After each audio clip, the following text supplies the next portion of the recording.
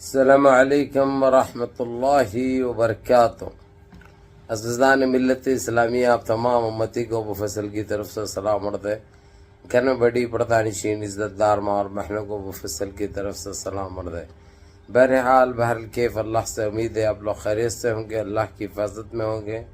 ان ملنوں کی مرامت سے، ان فرقہ پرستوں کی فرقہ پرستی سے، ان درندوں کی درندگی سے، ان مابلنچروں کی مابلنچنگ سے، ان بلدکاروں کی بلدکاری سے، ان دہشت گردوں کی دہشت گردی سے محفوظ ہوں گے۔ اللہ آپ لوگوں کو اپنے حفظ امان میں رکھے، اللہ اپنی حفاظت میں رکھے، اللہ ہر آباد سے ہر شر سے محفوظ رکھے۔ بہرحال بہرکیف میرے عزیز دوستوں، میرے بھائیوں، دیش کے حالات بھی آپ لوگ واقف ہیں اور دیش کے اندرونی حالات سے اور باہر کے حالات سے بھی آپ لوگ واقف ہیں۔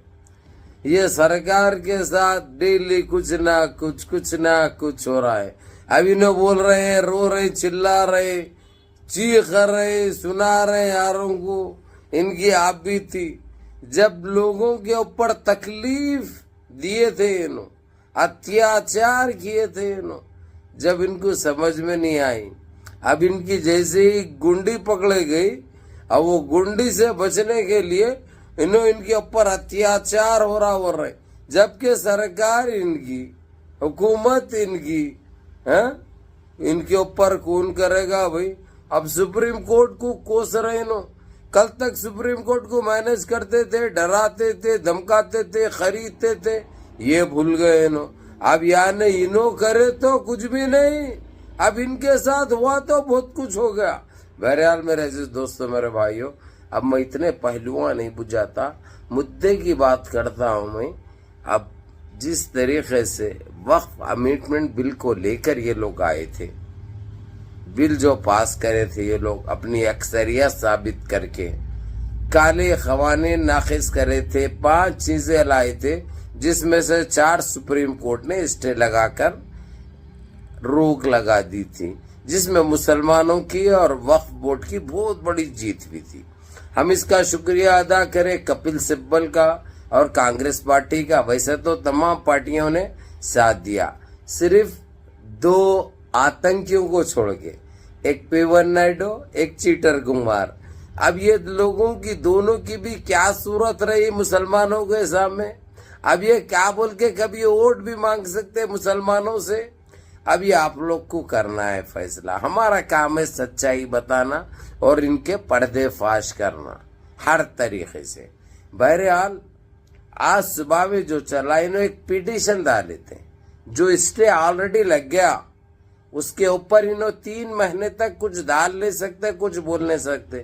تو انہوں اتنے بیوقوف ہے، اتنے پاگل ہے کہ ان کو یہ تک نہیں معلوم، انہوں جو وکیلوں کو استعمال کرے، وہ وکیلوں کو تو پتا ہونا چاہیے، ایک ڈیسیژن آ جانے کے بعد، ایک ججمنٹ آ جانے کے بعد ہم وہی چیز کو نہیں دوہرا سکتے۔ ہاں یہ الگ بات ہے، اگرچہ ہائی کورٹ میں فیصلہ آتا تو انہوں سپریم کورٹ جانے کا اختیار تھا۔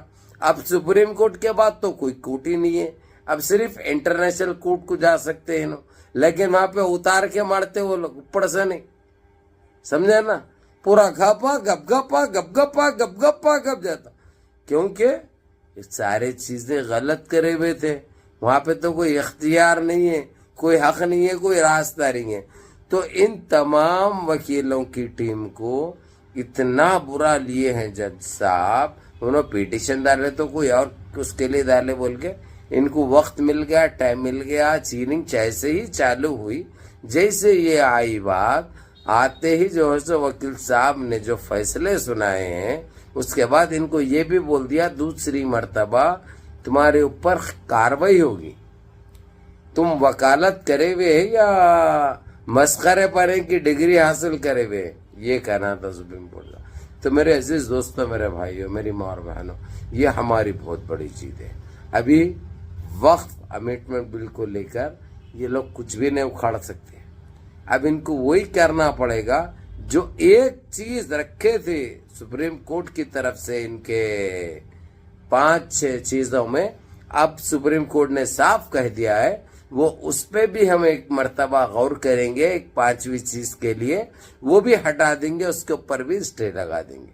تمہاری اس نجیز حرکتوں کی وجہ سے تاکہ تم کو الٹیمیٹم دیا گیا تھا, آرڈر دیا گیا تھا کہ ایسی نیچ حرکتیں تم دوبارہ مت کرو, کسی ایک کمیونٹی کو نقصان مت پہنچاؤ, ایک مذہب کو ٹارگٹ مت بناؤ, اور تمہاری دشمنی آخر ان مساجد سے, ان درگاہوں سے, ان مسلمانوں سے کیوں ہے؟ جبکہ مسلمان ہمیشہ دیش کے حق کے لیے کام کرا اور سب سے آگے رہا, اپنے جانوں کی قربانی دی, اپنے مالوں کی قربانی دی. اس دور کو بھی یاد دلایا گیا جب نظام حیدرآباد کے, جب ہماری بھارت کی حکومت کو کتنے ٹن وہ ٹائم پہ جو سونا دیا تھا, جو ساتھ دیا تھا, جو ملٹری کا ساز و سامان دیا تھا, یہ سارے چیزوں کا بھی ذکر کیا گیا تھا.